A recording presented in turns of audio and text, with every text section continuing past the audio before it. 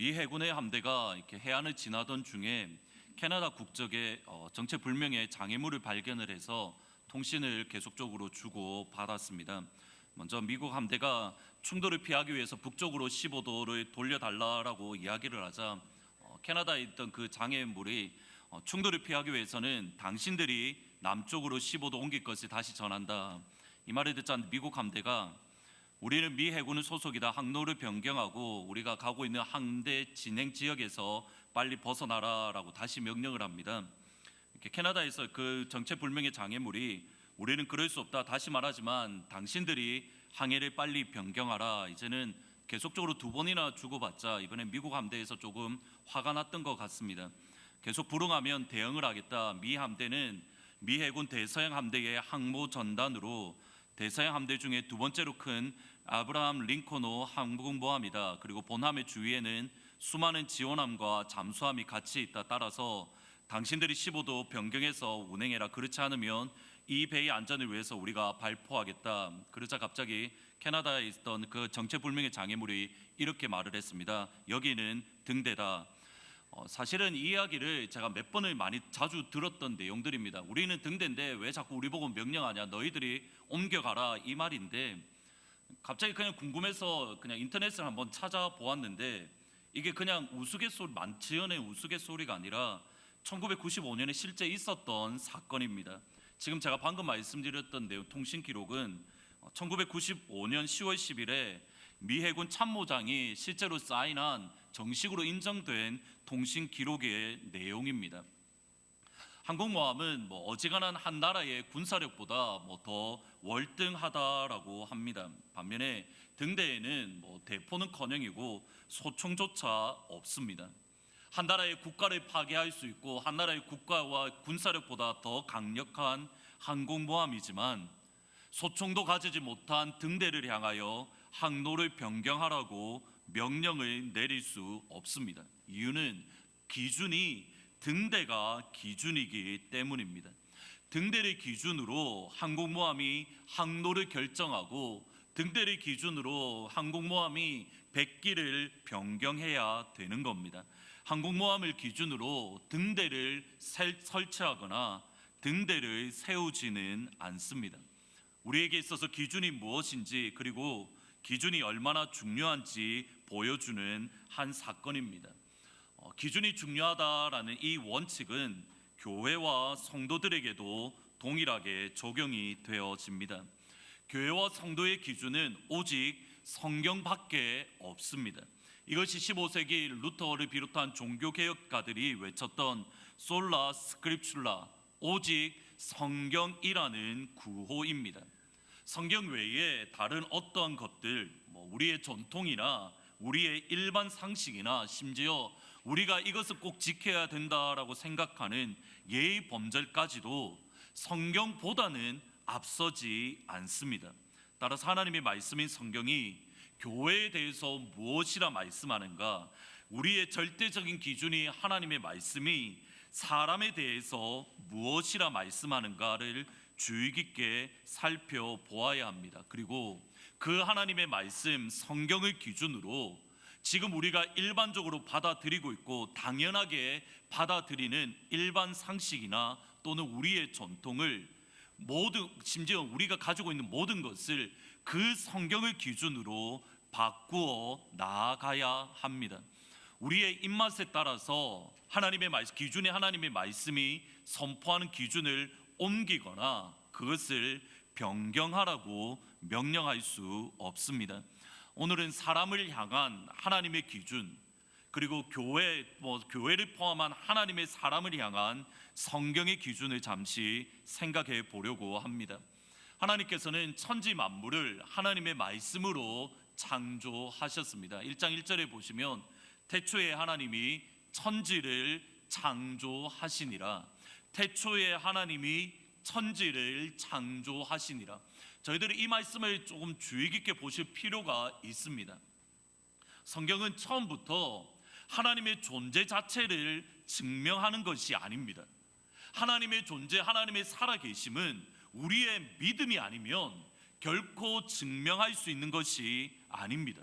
성경은 처음부터 하나님은 이런 이유 때문에 살아계신다, 하나님은 이런 이유 때문에 존재하신다, 그것을 말씀하시는 것이 아니라 성경은 처음부터 하나님은 살아계신다, 하나님은 지금도 역사하신다, 하나님은 천지를 만물을 창조하신 하나님이다, 하나님의 존재 자체를 믿음으로 고백하고 하나님의 존재 자체를 믿음으로 인정하는 것에서 시작이 되어집니다.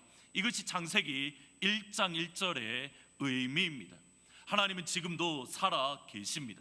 우리가 믿고 섬기는 하나님은 어제나 오늘이나 내일이나 항상 살아 계셔서 여전히 동일한 하나님 아버지입니다. 지금 이 순간에도 우주 만물의 손안에 붙들고 계시고 우주 만물을 다스리시고 통치하고 계시는 저와 여러분의 아버지 하나님이신 줄 믿습니다. 그 하나님께서 말씀으로 만물을 창조하셨습니다. 하나님께서 만물을 창조하실 때에 그냥 무질서하게 만드신 것이 아닙니다. 첫째 날에는 빛을 만드시고 둘째 날에는 하늘 위 하늘 아래 궁창을 만드시고 물을 나누셨고 셋째 날에는 땅 바다 채소, 넷째 날에는 해달 별, 다섯째 날에는 바다의 짐승, 그리고 새 하늘의 새, 물고기와 새, 여섯째 날에는 가축, 짐승, 사람, 이렇게 창조하셨는데 가만히 순서를 보시면 대단히 질서 있게 하나님이 계획적으로 창조하신 것을 보게 됩니다. 가령 둘째 날에 보면 궁창을 만드시고 하늘 위의 물과 하늘 아래의 물을 만드셨습니다. 그런데 거기에 대비되는 다섯째 날에는 바다의 짐승, 물고기와 하늘의 새를 만드셨습니다. 무슨 뜻이냐면 하늘을 만드시고 그 하늘을 하늘의 새로 충만하게 채워 주셨습니다. 바다를 만드시고 바다를 물고기로 충만하게 채워 주셨습니다. 셋째 날에는 땅을 묻을 바다로부터 구분하시고 채소를 만드셨습니다. 땅을 만드신 하나님께서 그게 대칭되는 여섯째 날에는 가축과 짐승과 사람으로 그 땅을 충만하게 채워 주셨습니다. 그래서 드라이버라는 학자는 첫째 날부터 셋째 날까지는 하나님께서 그릇을 준비하신 날로, 셋째 날, 넷째 날부터 여섯째 날까지는 준비한 그릇을 충만하게 채우시는 날로, 첫째 날부터 셋째 날까지는 준비하시는 하나님, 넷째 날부터 여섯째 날까지는 충만하게 채우시는 하나님으로 고백을 하고 있습니다. 그리고 이 모든 것의 마지막의 완성으로 하나님은 사람을 창조하셨습니다. 하나님이 이르시되 우리의 형상을 따라 우리의 모양대로 우리가 사람을 만들고 그들로 바다의 물고기와 하늘의 새와 가축과 온 땅과 땅에 기는 모든 것을 다스리게 하자. 하나님께서 사람을 향한 첫 번째 기준은 무엇이냐면 사람을 만드실 때에 이것이 기준이다, 이것이 사람을 만든 하나님의 스탠다드다라고 하셨던 첫 번째 것은 뭐냐면 다스리는 존재인데, 이것을 바꿔서 말하면 환경의 영향을 받지 않고 환경을 다스리는 존재입니다. 다시 한번 들어보셔야 됩니다. 사람을 향한 하나님의 첫 번째 기준은 환경의 영향, 상황의 영향을 받지 않고 오히려 상황이나 환경 가운데에 영향을 미치는 다스리는 존재로 하나님께서는 사람을 창조하셨습니다.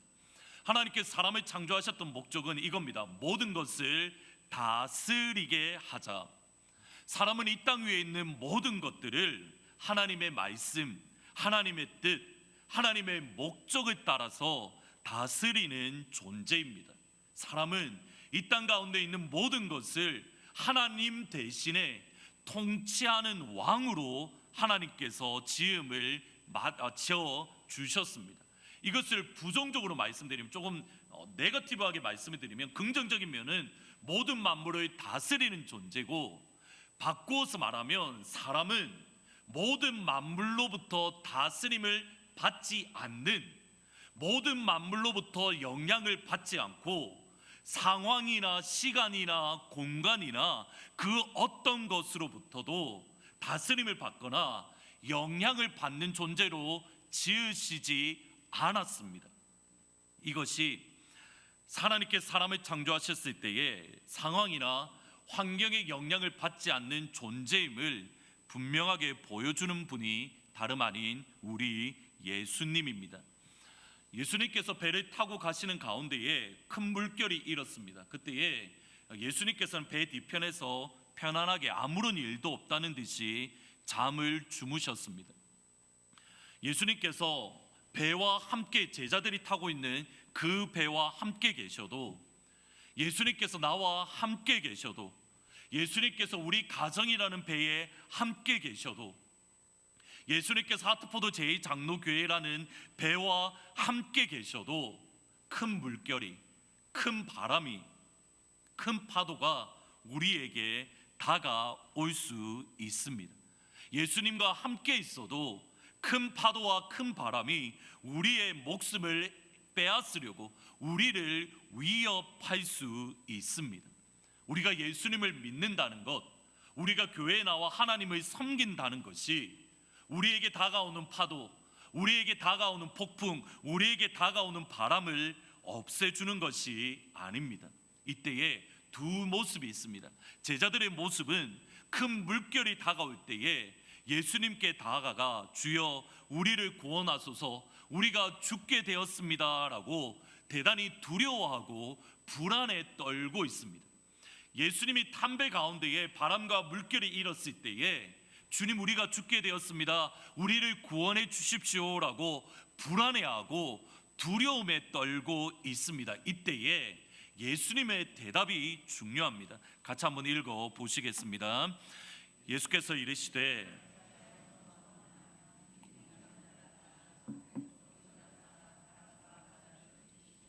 아주 잔잔하게 되거늘, 마태복음에만 보면 믿음이 작은 자들아라는 이 단어가 4번 등장합니다. 항상 제자들의 믿음이 연약할 때에 예수님께서 책망하시는 단어인데, 이 4번은 항상 강하게 제자들을 책망하시던 시간들입니다. 그 중에 하나가 8장 26절 방금 읽으신 말씀입니다. 물결을 보고 놀라며 두려워하는 제자들에게 주님께서 하시는 것이 어찌하여 두려워하느냐, 믿음이 작은 자들아 라고 말하며 예수님과 함께 있는 제자들을 강하게 책망하고 계십니다.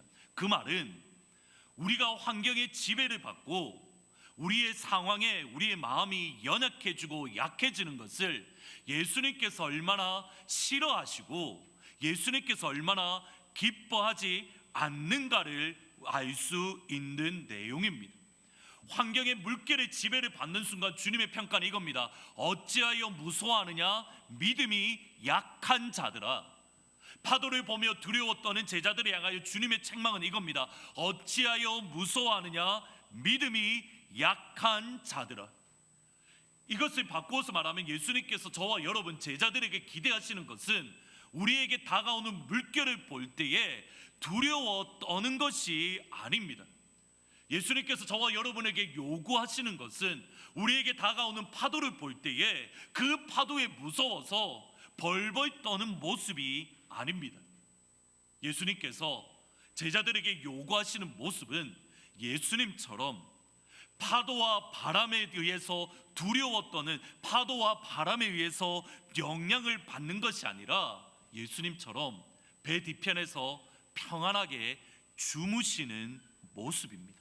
나아가 예수님께서 제자들에게 요구하시는 것은 바람과 파도와 바람, 물결이 불 때에 물결을 향하여 다 꾸짖으며 그 바람과 물결을 향하여 다스리기를 원하십니다.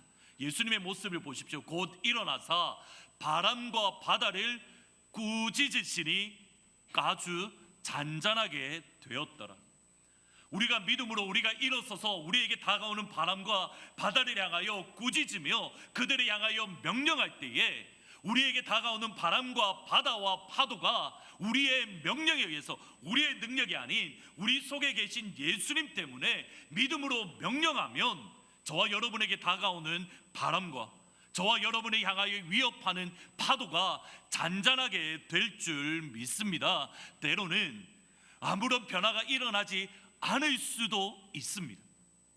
우리가 바람과 바다로 향하여 명령할 때에 큰 산아 내가 무엇이냐, 내가 스룹바벨 앞에서 내가 평지가 되리라 명령할 때에 평지가 될 줄 믿습니다. 그러나 때로는 아무런 변화가 없고 여전히 우리 앞에 큰 산이 놓여져 있고 여전히 우리에게 바람과 바다와 파도가 몰려올 때에 어떤 일이 있냐면 그 바다, 그 산을 뛰어넘을 수 있는 힘을 주시고 우리에게 다가오는 물결과 우리에게 다가오는 파도와 우리에게 다가오는 바람을 견딜 수 있는 힘과 능력과 은혜와 보호와 아버지 하나님의 평안을 저와 여러분에게 허락해 주실 줄 믿습니다. 상황에 영향을 받는 존재가 아니라 상황을 다스리는 존재로 저와 여러분을 하나님께서는 창조해 주셨습니다. 최근에 교회 성도님들 가운데에 많은 어려움들을 겪는 분들이 사실은 많이 계셨습니다. 사실은 모든 내용들을 하나하나 모두 다 말씀드리지는 않았지만 지난 8월달 거의 8월달부터 시작해서 거의 한 2주 전까지만 하더라도 거의 매주마다 성도님들 가운데 이런저런 어려움이 있다라는 그러한 소식을 매주마다 거의 전화를 받았습니다. 목회자로서 이렇게 지난 몇 달 동안은 정말 마음이 힘들었고 어떤 면에서는 아직 완전히 회복되지 않은 듯 보입니다. 마치 다윗의 고백대로 제가 가지고 있던 그 터가 파운데이션이 마치 무너진 것 같은 그러한 경험을 했던 시간이 지난 한 2석 달의 시간입니다. 제가 마음이 어렵고 무겁고 힘드니까 자연스럽게 지난 몇 주 동안은 예배가 많이 무거웠습니다.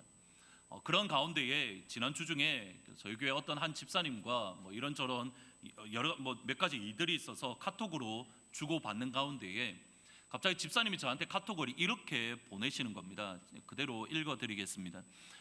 제가 요즘 목사님께 느끼는 건데 모든 것을 목사님의 책임으로 생각하시는 것 같은데 전혀 그렇지 않으니 자책하시면 시간이 지나면 목사님이 더 힘들어집니다. 문제는 그걸 저 같은 사람까지 인식한다는 겁니다. 설교처럼 하나님의 뜻에 맡기세요. 우리에게는 그렇게 설교하면서 왜 목사님들은 스스로 그렇게 못하는지요? 설교처럼 하나님께 뜻에 맡기세요. 우리에게는 그렇게 설교하면서 왜 목사님들은 스스로 그렇게 못하시는지요? 일단은 변명을 하자면 다윗도 어려움을 겪을 때에 내 터가 무너졌다라고 고백을 하고 에스라, 제가 정말 목회를 할 때 에스라서를 읽으면서 이거를 하나님 이런 사람이 되게 해주십시오라고 했던 에스라도 그 표현을 그대로 옮기면 기가 막혀 앉아 있었다라고 말을 합니다. 일단은 여러분이 저를 감사는 한데 저는 일단은 기본적으로 다윗보다 못한 존재고 에스라보다 믿음이 연약합니다.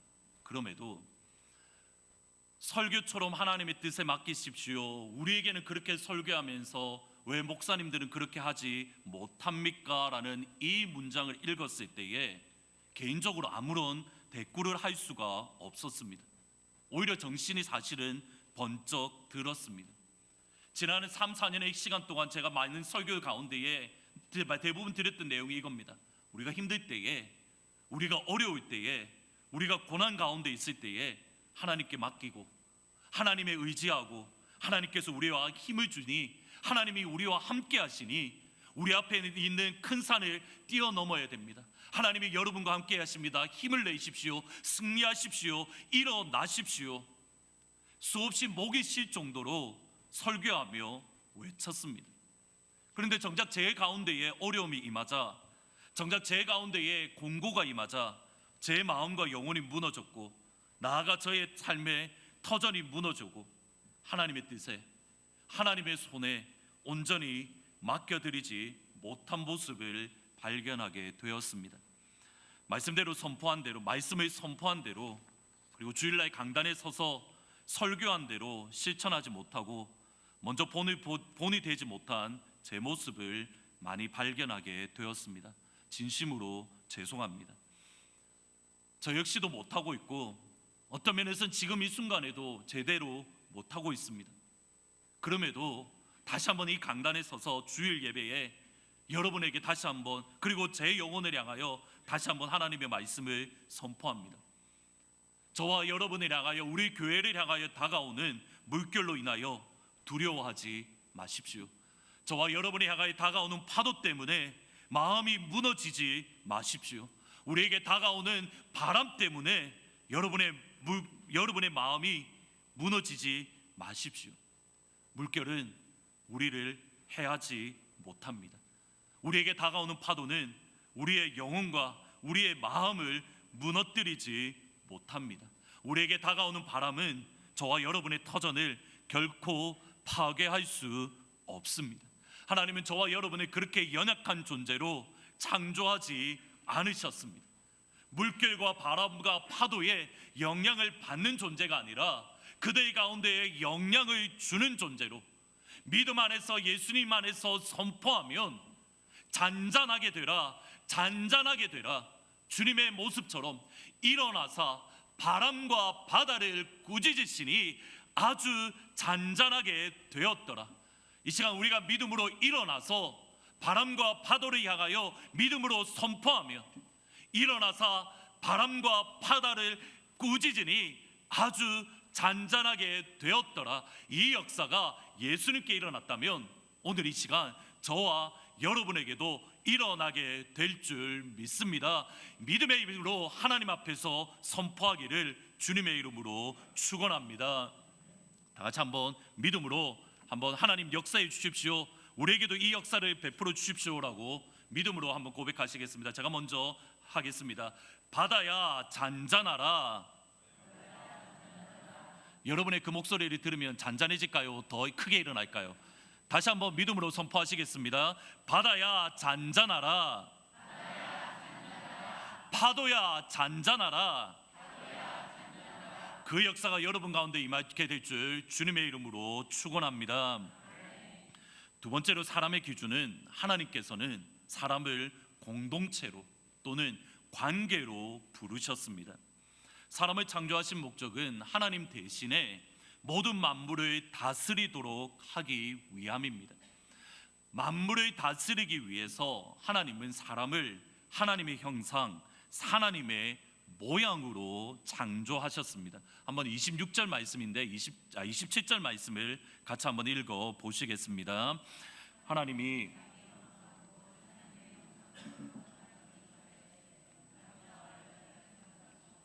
한글 성경에는 이렇게 번역되지 않은 한 단어가 있는데, 원래는 히브리어 성경에 보면 그 단어가 3번 있는데 뭐냐면 창조하다라는 단어입니다. 우리 성경에는 하나님의 형상대로 사람을 창조하시되 남자와 여자를 창조하시고 라고 되어 있는데, 히브리어 성경에 보면 바라라고 되어 있는데 창조하다라는 단어가 3번 등장합니다. 이 창조하다라는 단어를 중심으로 다시 이 구절을 배열을 하면 이렇게 번역할 수 있습니다.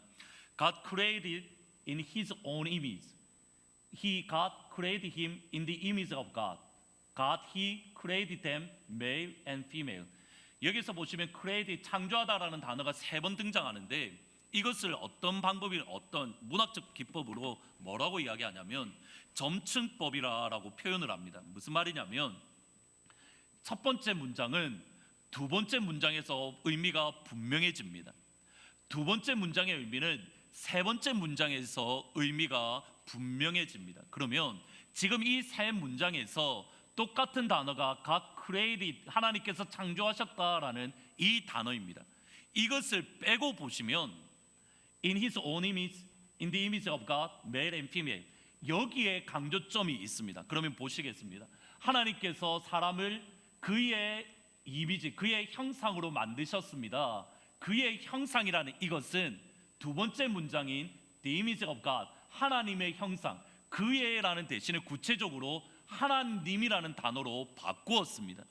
그러면 세 번째 문장에서는 하나님의 형상을 어떻게 표현하냐면 male and female, 그의 형상, 하나님의 형상, 곧 남자와 여자. 한번 다시 보셔야 됩니다. 하나님, 그의 형상대로 만들었습니다. 그의 형상은 하나님의 형상입니다. 이 하나님의 형상은 남자와 여자입니다. 무슨 뜻이냐면 하나님께서는 사람을 하나님의 형상으로 만드셨는데 그 하나님의 형상은 다른 것이 아니라 남자와 여자라는 뜻입니다. 더 정확하게는 남자와 여자로 존재하는 복수의 사람, 곧 공동체로, 그리고 관계가 있는 존재로, 관계를 맺는 존재가 다름 아닌 하나님의 형상입니다. 공동체, 관계가 하나님의 사실 관계라는 것은 하나님에게서 먼저 발견되어지는 내용입니다.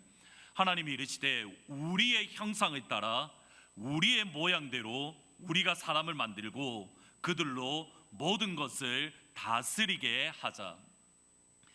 앞부분에 있는 여섯째 날의 모든 가축까지의 내용을 창조하실 때에는 하나님 그냥 빛이 있으라라고 하셨으니 빛이 있었습니다. 그냥 말씀으로만 창조하셨습니다. 그런데 유독 사람을 만드실 때에는 하나님이 이르시되라고 시작을 하면서 토론을 하셨습니다. 우리가 사람을 만들자, 우리가 우리 모양대로 우리 형상을 따라 사람을 만들자, 우리라는 단어를 사용함으로 하나님 안에서 토론을 하고 계셨음을 알 수 있습니다. 그러면 하나님은 과연 누구와 토론을 하신 겁니까? 주어를 보면 항상 우리라는 단어입니다. 이 우리라는 단어는 여기서 말하는 우리는 삼위일체의 하나님, 성부 하나님, 성자 하나님, 성령 하나님이 우리라는 단어의 의미입니다. 우리 하트포드 제2장로교회가 믿고 고백하는 하나님은 삼위일체의 하나님, 성부 하나님, 성자 예수님, 성령 하나님, 삼위로 계신 하나님, 그러나 동시에 한 분이신 하나님을 고백을 합니다. 여기서 성부 하나님, 성자 예수님, 성령 하나님으로 존재한다라는 것은 하나님의 존재 자체가 공동체로 존재한다는, 하나님의 존재 자체가 관계가 이미 그 안에 놓여져 있음을 말씀하고 있습니다. 공동체로 존재하시는 하나님, 관계로 존재하시는 하나님이 그 하나님의 형상을 따라 사람을 남자와 여자라는 공동체로, 남자와 여자라는 관계로 창조해 주셨습니다. 반면에 죄라는 것은 관계를 깨뜨립니다. 마귀와 사탄은 항상 관계를 깨뜨리고 항상 공동체를 파괴합니다. 이것이 사탄이라는 말의 뜻으로, 사탄은 고소하는 자 또는 분열을 일으키는 자라는 뜻입니다. 하나님의 형상으로 지음받은 사람을 마귀가 유혹했을 때에 그 결과가 무엇이냐면 남자와 여자 부부 사이의 관계가 깨뜨려졌습니다.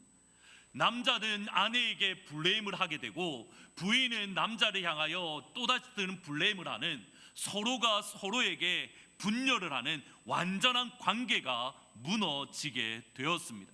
그것이 더 분명한 것이 가인과 아벨을 보면 가인이 아벨을 죽임으로 가족이라는 공동체 또는 가족이라는 관계가 완전히 파괴되었습니다. 서로 믿지 못하는 가정, 서로 신뢰하지 못하는 가정, 서로 신뢰하지 못하는 관계로 죄가 변화시켰습니다. 나아가 땅 역시 아담과 하와의 죄로 저주를 받았습니다. 죄의 결과는 하나님과 사람과의 관계만 깨뜨린 것이 아니라 사람과 사람 사이의 관계도 깨뜨리고 사람과 우주 만물과의 관계도 깨뜨렸습니다.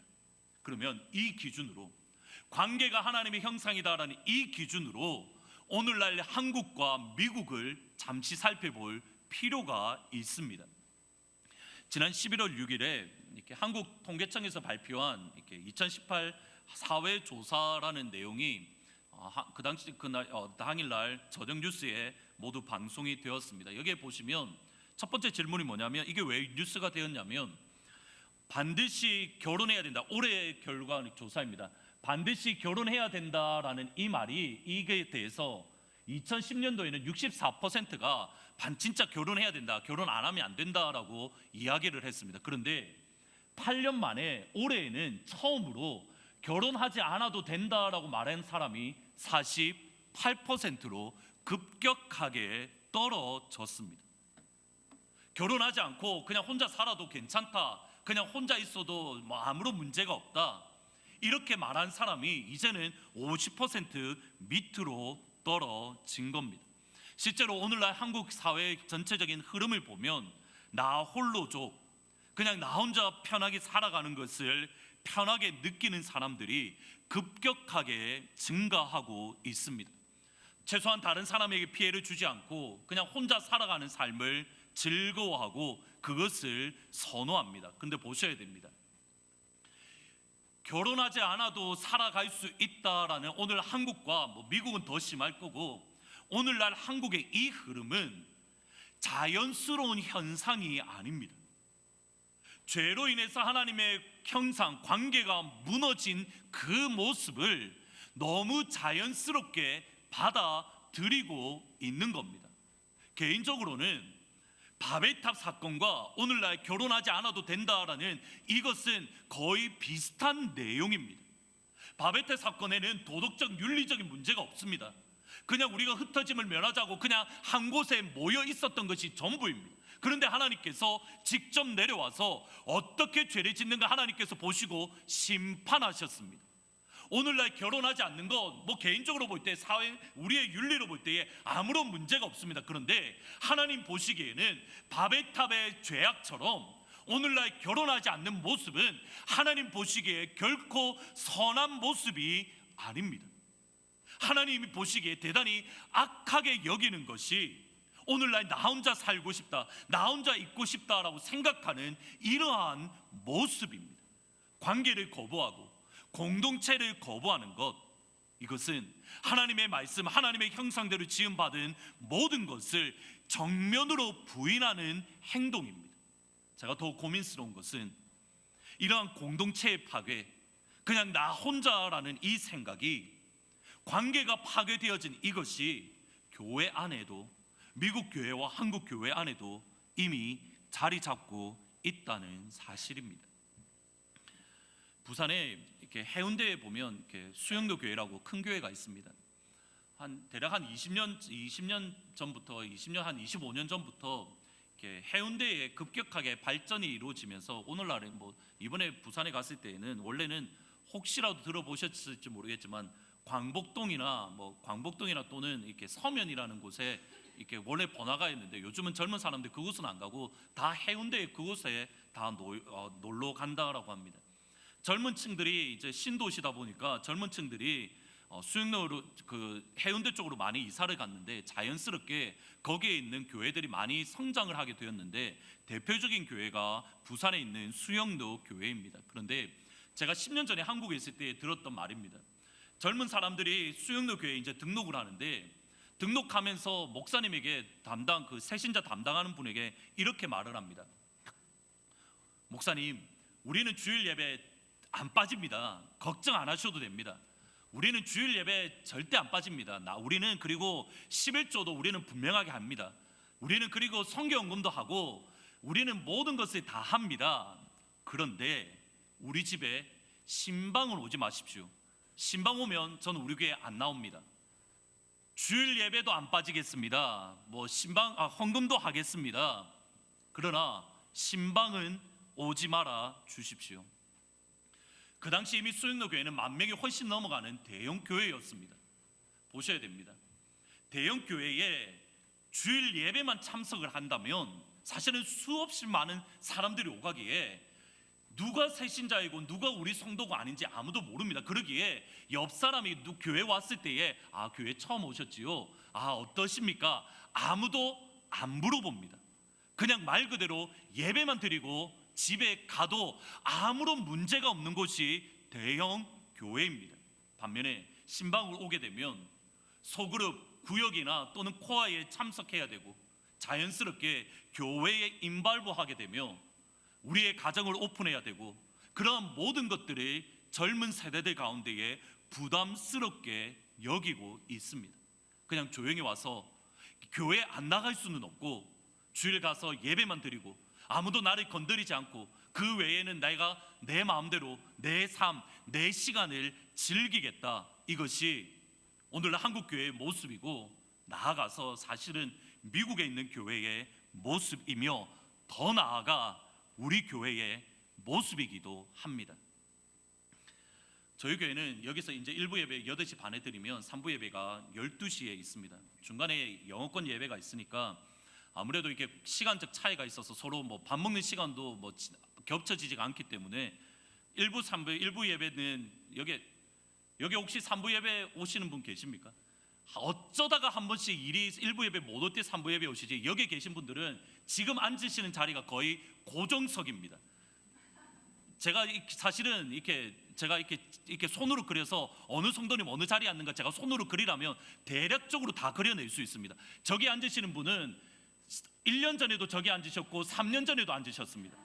여기 앉으시는 분은 10년 전에도 앉으셨고, 여기 앉으셨던 분 다 비슷합니다. 여기 앉으셨던 분은 찬양대는 뭐 거의 한 20년 넘으실 것 같은데, 항상 그 자리에 앉고 항상 1부 예배만 오시기 때문에 3부 예배분을 만날 일이 없습니다. 그러다 보니 1부 예배는 우리는 하트포드 제2장로교회다라는 공동체 의식이 있는데, 3부 예배 성도들과는 우리 교회 성도가 아닙니다. 무슨 말이냐면, 실제로 제가 최근에 들었던 말입니다. 짐에서 운동을 하다가 한국 분을 만났는데 그냥 이런저런 이야기를 하고 헤어졌는데, 어쩌다가 3부 예배에 왔는데 그 3부 예배 때 보니까 그 사람이 와 있더랍니다. 3부 예배 드려서 우연찮게 저 사람이 우리 교회 성도였구나, 교회 3부 예배 드리면서 알게 되었습니다. 지금 이게 우리 교회의 현실입니다. 그러면 질문을 드리겠습니다. 이게 과연 하나님이 원하시는, 하나님의 형상대로 지음받은 교회의 모습이 절대 아닙니다. 관계로 부르신 하나님께서, 공동체로 부르신 하나님께서 원하시는 교회의 모습이 아닙니다. 그래서 결정한 게 코아 재편성입니다. 코아 재편성을 당장 재편성하면 사실은 알지 못하는 분들하고, 뭐 제가 알기로는 어떤 코아는 지금 대부분의 한 절반, 저희가 24개 코아인데 12개 코아는 대부분 이러실 겁니다. 그 집에 숟가락 몇 개까지 있는지, 젓가락이 어디 있고 숟가락 어디 있고 화장지는 어디 있고, 이렇게 찬장을 열면 그릇이 어디 있고, 한 대부분을 12 코아 정도는 모든 성도들의 형편을 다 알고 계십니다. 너무 친합니다. 근데 또 다른 누군가 전혀 알지 못하는 사람을 만나면, 그리고 그들과 관계를 만들어가면 사실은 서먹서먹하고 불편하고 힘듭니다. 여러분이 저를 어떻게 느끼시는지 모르시겠지만 저는 대단히 내성적입니다. 제가 대단히 낯가림이 정말 심합니다. 이 말을 하면 아무도 안 믿으시는데, 저 정말 낯가림이 정말 심하고, 저 이렇게 처음 전도사 있을 때 언젠가 드렸던 말씀인데, 한 60세 먹은 권사님이 그냥 안성수 전도사님이라고 이름을 불렀는데, 그 이름 부른 것 때문에 귀가 빨개지는 게 아니라 얼굴이 벌개져 갖고 저한테 하시는 말씀이, 아니 그렇게 부끄러워 갖고 어떻게 목회하겠냐고 그런 말을 들었습니다. 그러니까 저는 새로운 사람을 만나서 관계를 만들어가고 이렇게 이렇게 관계를 형성해야 되는 거 저 정말 힘듭니다. 제가 성도님들 신방 갈 때에 저는 얼마나 오랜 기간을 준비하는지 아십니까? 이 성도님 만나서 무슨 말을 어떻게 해야 될까? 이렇게 어떤 문제가 있어서 만나는 경우가 아니라 그냥 식사를 할 때에 저는 제 나름대로 오전 내내 고민을 합니다. 이분을 만나면 이 이야기를 해서 이렇게 하면 대략 한 1시간 내지 2시간 정도는 갈 수 있을까요? 그 다음에 기도하고 헤어져야지. 저는 그 어떤 분을 만날 때에 제 나름대로 시간 스케줄을 쫙 세우고 갑니다. 물론 그대로 되지는 않지만 대략 그 정도로 제가 낯가림이 심합니다. 여러분이 새로운 코아를 만들어서 관계를 만들어 갈 때에 어느 정도 불편하고 어느 정도 서먹서먹하고 얼마나 힘든지 제가 잘 압니다. 그럼에도 우리가 코아 재편성을 해야 되는 이유는, 그것이 하나님께서 우리 교회에 이 시간 요구하시는 공동체의 모습이기 때문입니다. 우리가 코아 재편성할 때 여러분이 반드시 기억하셔야 될 내용이 있습니다. 한번 이 말씀 같이 한번 읽어 보시겠습니다. 여호와 하나님이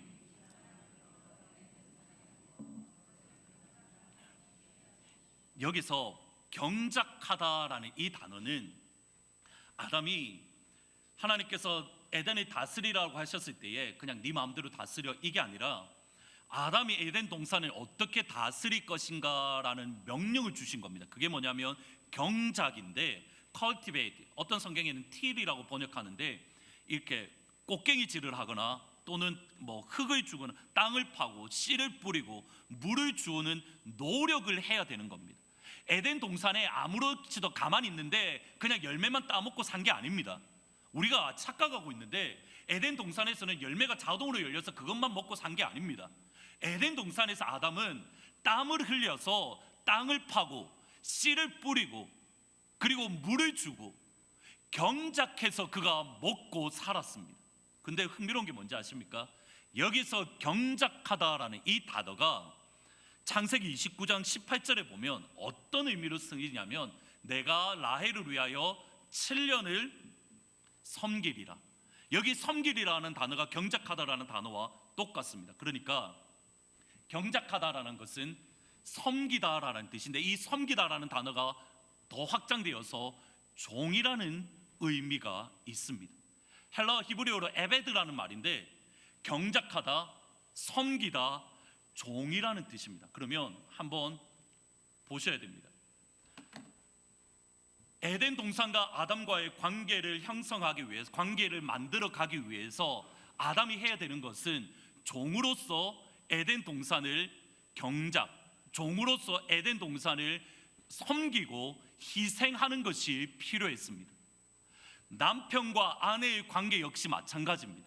그냥 가만히 있으면 열매가 뚝뚝 떨어지는 것이 아니라 남편이 아내를 향하여 종으로서 아내를 섬겨야 그 열매가 세워지는 겁니다. 아내는 남편을 종으로서 섬길 때에 남편과 아내의 관계가 회복되어지고 하나님이 원하시는 모습으로 세워져 가는 겁니다. 자녀와 부모와의 관계 역시 동일합니다. 코와 역시 마찬가지입니다. 그냥 가만히 있으면 하나님이 원하시는 형상이 되는 것이 아니라 그 가운데에 코 목자께서 종으로서 코아를 섬겨야 되고 코아 장이 종으로서 코아 원을 섬겨야 되고 코아 원이 서로가 서로에게 종으로 섬기는 것이 필요합니다. 섬김으로 공동체를 세우고 섬김으로 관계를 회복하는 것, 이것이 하나님께서 저와 여러분에게 요구하시는 우리 코아와 우리 교회의 기준입니다. 이 기준에 힘이 들지만 같이 섬김으로 우리의 코아가 이번 기회를 통해서 하나님이 원하시는 그 모습으로 한 단계 더 업그레이드 되는 놀라운 축복이 저와 여러분 가운데 있기를 주님의 이름으로